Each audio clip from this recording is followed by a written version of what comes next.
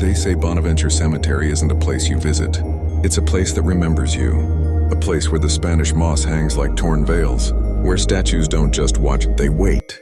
And some graves? They never truly went quiet. Welcome to Bonaventure Cemetery in Savannah, Georgia, once a plantation, now one of the most beautiful and most haunted cemeteries in America.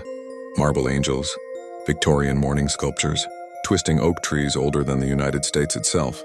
But beneath the beauty lies grief, murder, epidemics, and spirits who refuse to rest. And let me take you there.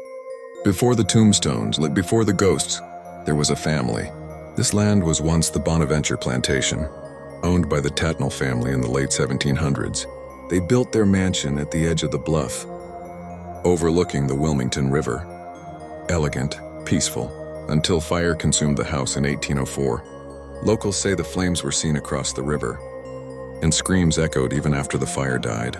Years passed. The plantation became a burial ground. Yellow fever swept through Savannah over and over again.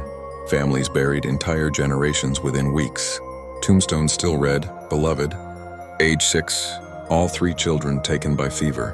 And it said, the dead never left. But Bonaventure's most famous spirit was just 6 years old. Her name was Gracie Watson. In 1889, she was the joyful daughter of hotel owners in Savannah, bright, smiling, adored by everyone. Then, just before Easter, she fell ill with pneumonia and died. Her devastated parents had a life-sized marble statue carved in her likeness. Curly hair, sad eyes, hands folded gently in her lap. They left Savannah, but Gracie stayed. Visitors leave toys and flowers at her grave, but if you take something away, legend says she cries tears of blood. Locals have heard a little girl giggling among the graves at night. Others feel a tiny hand slip into theirs even when they're completely alone. You've seen her before. The famous Bird Girl statue from the cover of Midnight in the Garden of Good and Evil. Hands outstretched, holding 2 bowls like scales of judgment. She stood in Bonaventure Cemetery for decades, until too many tourists began touching her. They moved her to a museum, but visitors claim they still see her silhouette standing between the graves at night. And Bonaventure is full of symbolism like this. Angels with broken wings, meaning a life cut short. Stone chains, binding the living to the dead. And obelisks pointing upward, guiding souls toward heaven. But some of those souls never made it. People who wander here after dark report whispers with no source. Footsteps on gravel, though no one is there. The weeping trees. Some say the oak trees themselves cry, sap dripping like tears at dawn. Others swear they've heard sighs coming from the trunks. And the mourning woman, a figure in a long black dress roaming the older graves at night. Face hidden beneath a veil, she kneels, touches a tombstone, and vanishes. The dogs. At night, ghostly dogs are seen wandering between the burial plots. Guardians, some say, protecting the dead. Others think they're searching for the owners buried beneath the moss.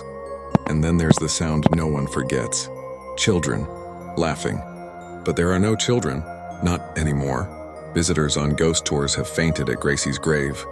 Many report sudden chills only around her statue. Cameras malfunction, batteries drain, audio picks up soft humming like a lullaby. Some investigators recorded a voice near a child's tombstone, a soft whisper, "Stay and play with me." Others heard something far darker. A man's voice, "Leave. She's ours." And for those who don't believe, Bonaventure doesn't need your belief. It just needs you to step through the gates. So if you ever visit Savannah and wander beneath the moss-covered oaks of Bonaventure Cemetery, bring flowers, but leave them behind. Walk softly, speak gently, because here silence listens. Tell me, would you visit Bonaventure at night? Or would you prefer to never know who's watching from the shadows?